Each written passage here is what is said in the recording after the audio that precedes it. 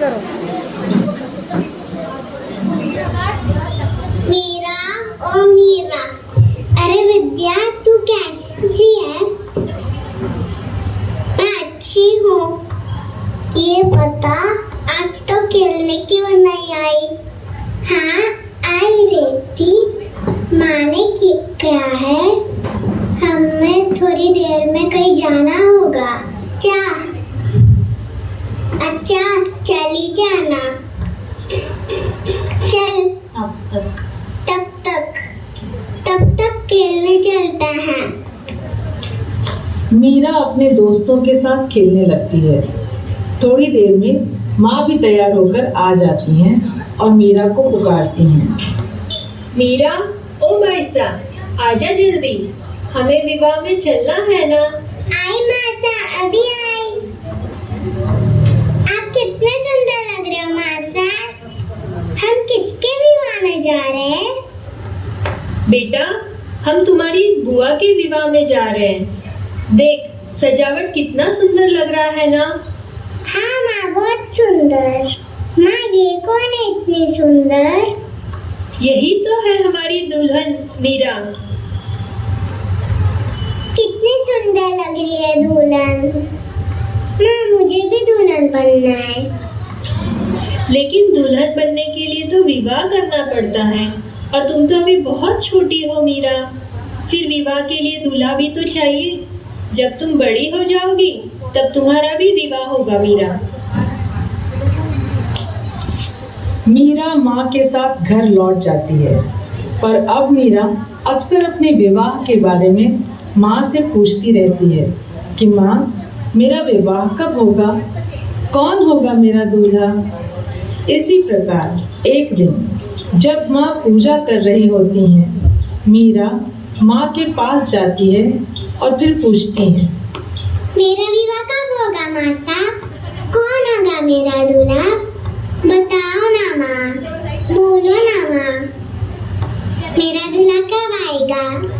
अरे मीरा, आएगा तेरा भी दूल्हा। पर कब माँ साहब? बताओ ना, कौन होगा मेरा दूल्हा? ये ले मीरा, ये ले कान्हा जी, यह रहा तेरा दूल्हा। मीरा कान्हा जी की मूर्ति को हाथ में लिए उन्हें अपलक आंखों से निहारती रहती है।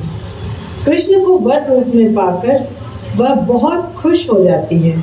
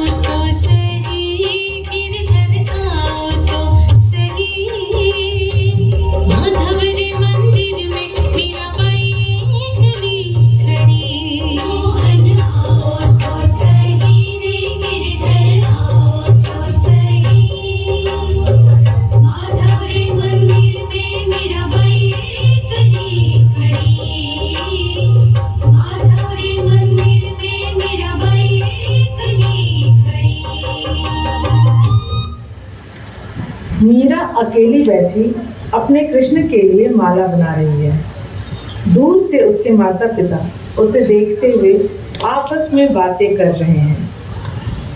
मीरा अब बड़ी हो गई है ना? हाँ, सच कहा।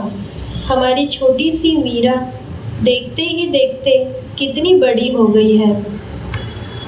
हाँ, किंतु अब हमें उसके विवाह की तैयारी भी करनी चाहिए।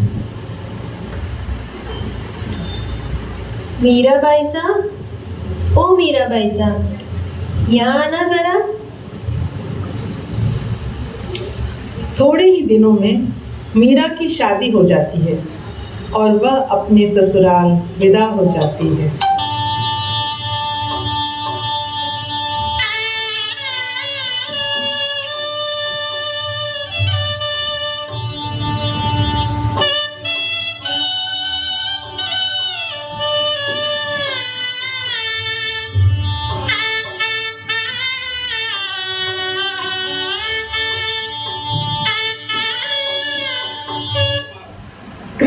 भक्ति और प्रेम में डूबी मीरा अपनी ही धुन में रहती है। ससुराल में कोई उनसे खुश नहीं रहता। अक्सर लोग मीरा को ताना मारते रहते।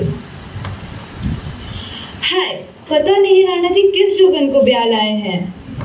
मीरा बाई तो अपने में ही मगन रहती है। लोग लाज की तो जरा भी परवाह नहीं है। वो तो दिन रात कृष्णा की ही भक्ति में लीन रहती है। बेचारे राणा जी, उनकी किस्मत में ये जोगन ही थी।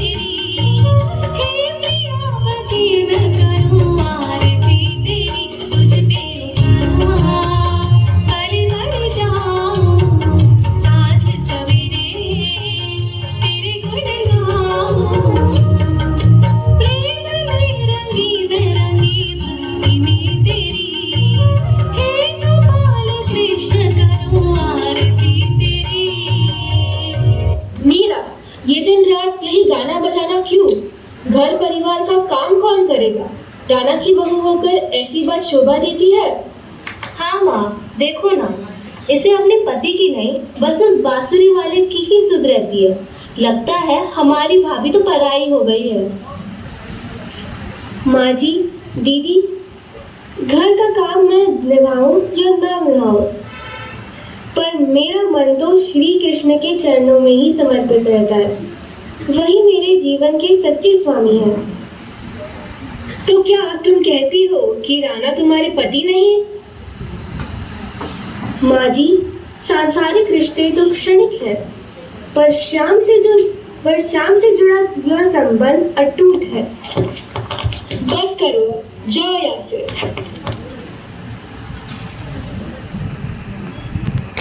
यह दिन रात कृष्णा कृष्णा करती रहती है।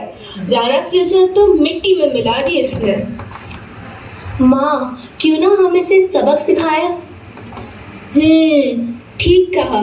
क्यों ना हम आज इसकी टोकरी में फूलों की जगह एक सांप भेज दें? हाँ, अगर सच में इसका कृष्ण है तो बचा ही लेगा। मीरा मंदिर में बैठी है।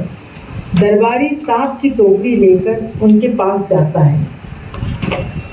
यह लीजिए रानी जी, आपकी पूजा का सामान। अरे, जरूर मेरे श्याम का प्रसाद होगा।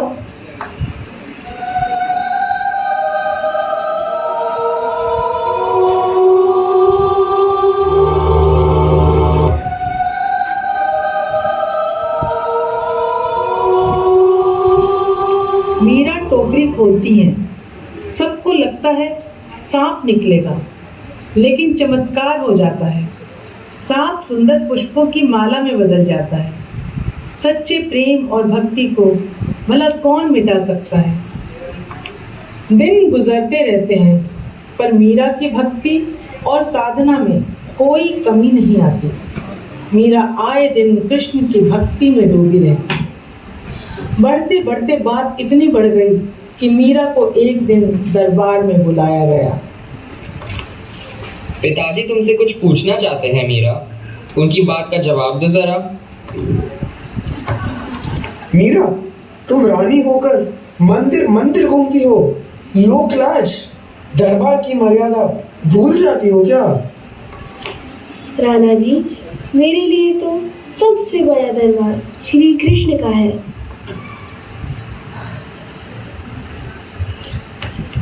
गोविंद बोलो, हरि गोपाल बोलो। मीरा भजन गाती हुई वहां से चली जाती है।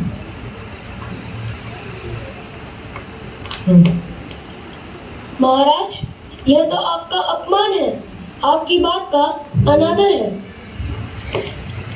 हाँ महाराज, ये महल की इज्जत का सवाल है, आपको कुछ करना ही होगा। हाँ, इस मीरा को रोकना ही होगा। आप क्या कहते हैं पिताजी इस बारे में? अब बात हद से आगे निकल गई है। मीरा को जहर का प्याला दे दिया जाए। जी महाराज। चलो चलते हैं, मीराबाई मंदिर की ओर गई है।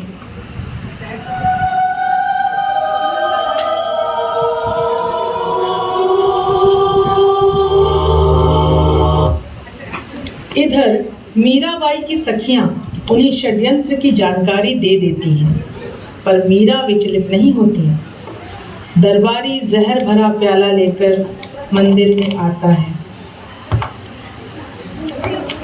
देखो, वहाँ है रानी जी। रानी जी, ये लीजिए, प्रसाद है आपके लिए।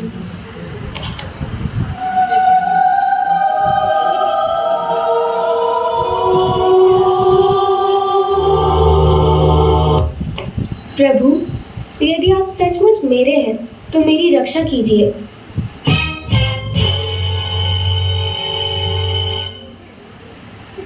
मीरा जहर का प्याला पी लेती हैं, पर उन्हें कुछ नहीं होता। वह और भी चमकने लगती हैं।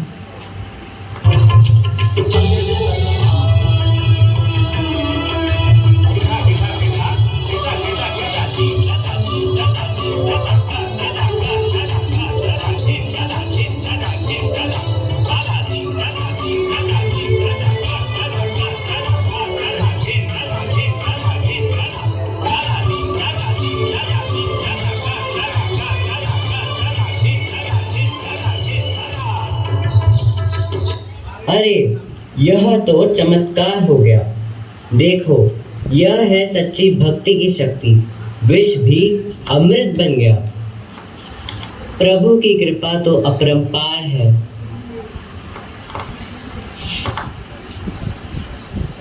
और इस तरह मीराबाई इतिहास में अमर हो गई। कृष्ण की अनन्य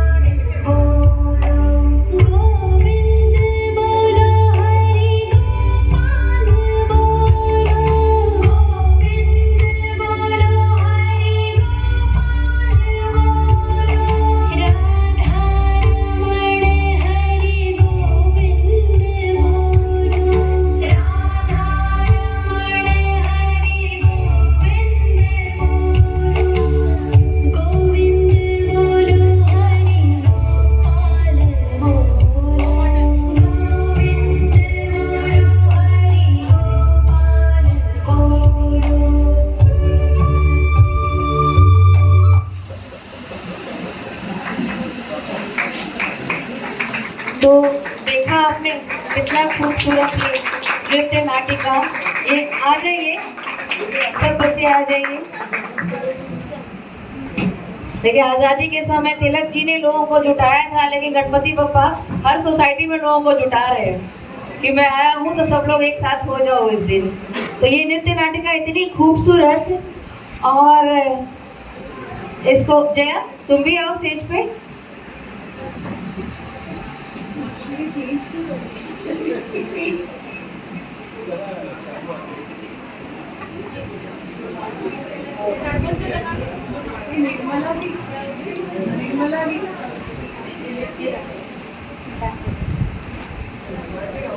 तो इस तरह इतिहास और साहित्य के पन्नों में मीरा का नाम उनके प्रेम, त्याग, समर्पण, भक्ति, शक्ति और वैराग्य के कारण हमेशा अमर रहेगा।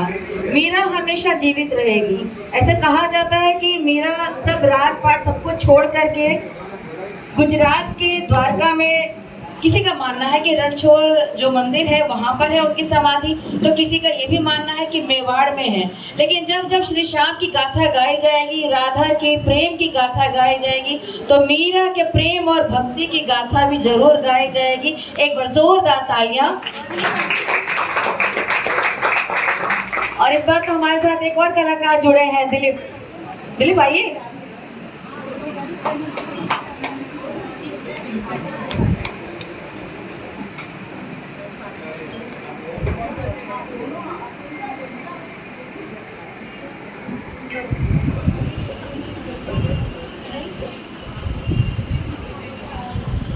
ठीक, एक दिलीप कैसा लगा?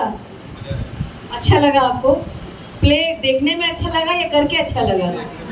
देखने में ज़्यादा अच्छा लगा। हमें भी बहुत अच्छा लगा सच में। बच्चों की मेहनत बहुत है भाई, बच्चे बहुत बिजी हो गए हैं आजकल।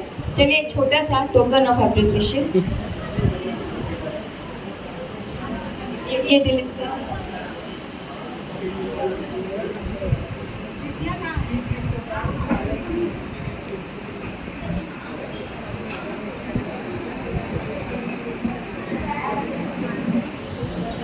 रिद्या, रिद्या कहाँ गई? रिद्या आ जाओ। रिद्या कम। रिद्या उधर से आ जाओ। चप्पल उतारो। चलेगा चलेगा।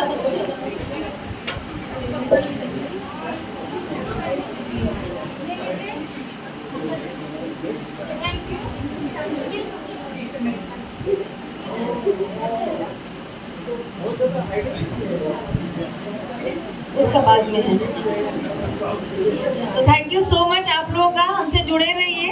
अगले बार हम और कुछ भी लेकर के आएंगे नया।